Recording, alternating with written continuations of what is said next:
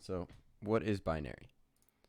Binary is a way that computers read and do computations, and just like we do our computations in the real world in what's called base 10, computers do it in base 2. So, what exactly does this mean? We all learned this in elementary school.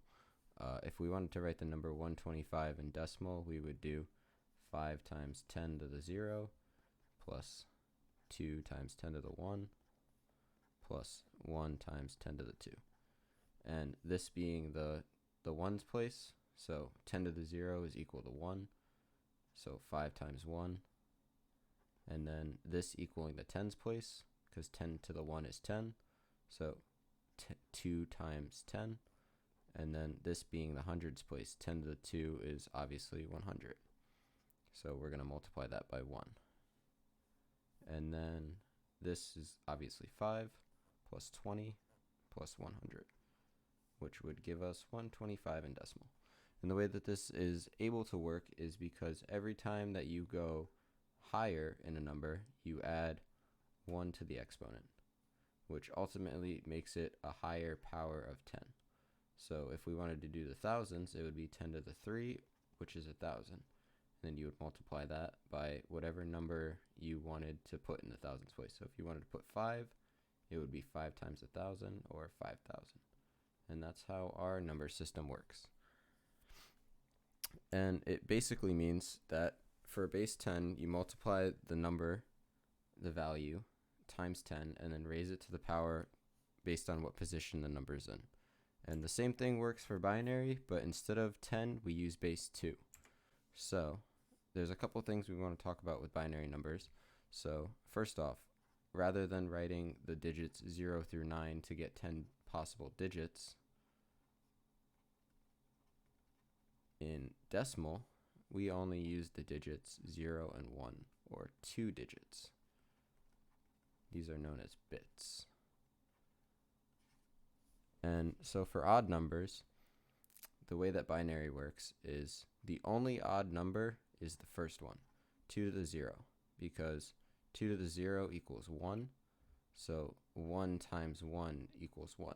All the other numbers beyond 2 to the 0 are even numbers. So for example, 2 to the 1 is 2, 2 to the 2 is 4, 2 to the 3 is 8, and so on. And these will all give you even values no matter what, because this is a power of 2, and anything times 2 is going to be an even number. So the only digit that is going to give you 1, or an odd number, is going to be that very first digit, known as the least significant bit, or the LSB. And if we were to write a random binary number like 101, this 1 right here would be known as the most significant bit. So if we wanted to compute the numbers of binary, we get this positional notation 0, 1, 2, 3, 4, 5, and then so on. And the way that we compute these, obviously 2 to the 0 would be 1, 2 to the 1 is 2, 2 to the 2 is 4, 2 to the 3 is 8, 2 to the 4 is 16, and 2 to the 5 is 32. And we just do that by, if we wanted to get 2 to the 3, that would be 2 times 2 times 2, which is 4 times 8, or 4 times 2, which is 8. And if we wanted to get the number 2 to the 6, we would just take 2 to the 5 equals 32, and then multiply that by another 2 to get 64. And then if we wanted to compute, you can't really see that, but 2 to the 7, we would do 64 times 2, which would be 128. And then we can go all the way up to, we'll go to 11. So 2 to the 8 is obviously going to be 128 times 2, which is going to be 256. 2 to the 9 is going to be 256 times 2, which is going to be 512. 2 to the 10 is going to be 512 times 2, which is going to be 1024. And 2 to the 11, as some of you might know the game, it's going to be 2048. And so that's what all these values equal. So if you wanted to write a bigger number, like 2152 in binary, and the way that you do this is a method called the division remainder theorem. And so if I had the number 2152, I would divide that number by 2, giving us 1076 with a remainder of 0. Then I'm going to take that number, divide that by 2, and I'm going to get 538 with a remainder of 0. I'm going to divide that by 2, and I'm going to get 269 with a remainder of 0. I'm going to divide 269 by 2. I'm going to get 134 with a remainder of 1. I'm going to divide 134 by 2. I'm going to get 67 with a remainder of 0. I'm going to divide 67 by 2.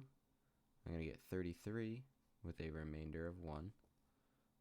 I'm going to divide 33 by 2. I'm going to get 16 with a remainder of 1.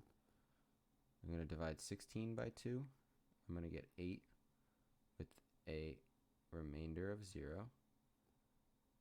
I'm going to divide 8 by 2. I'm going to get 4 with a remainder of 0. I'm going to divide 4 by 2. I'm going to get 2 with a remainder of 0. I'm going to divide 2 by 2. I'm going to get 1 with a remainder of 0. And then I'm going to divide 1 by 2. And I'm going to get a remainder of 1. And then from there, we read the values up. This is very important that you read them up. And we are going to get the number 1, 0, 0, 0, 0, 1, 1, 0, 1, 0, 0, 0. And this is equal to this 2,152. And if you don't believe me, we'll take this. This is 0, 1, 2, 3.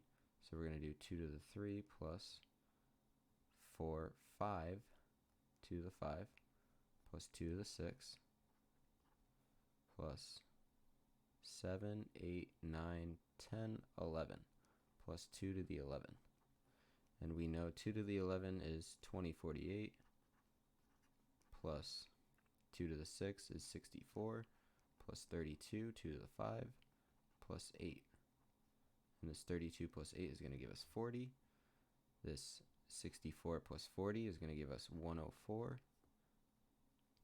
And this 2048 plus this 104 is going to give us 2152 base 10.